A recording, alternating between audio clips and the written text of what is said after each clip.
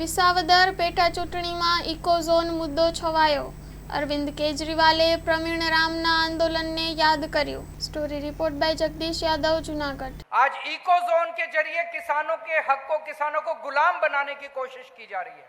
इकोज़ोन बना के 2016 में सबसे पहली बार इकोज़ोन का मामला उठा था।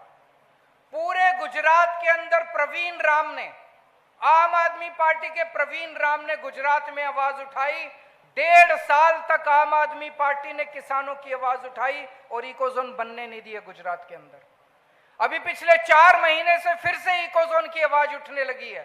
फिर से आम आदमी पार्टी सामने आई है। जब तक आम आदमी पार्टी है, मैं आपको यकीन दिलाता हूं कि गुजरात के अंदर इकोज़ोन बनने नहीं देंगे किसी हालत में।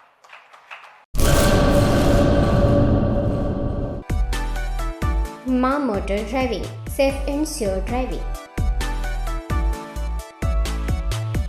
ડ્રાઇવિંગ એ શોખ સાથે આપની મોટી જવાબદારી પણ છે।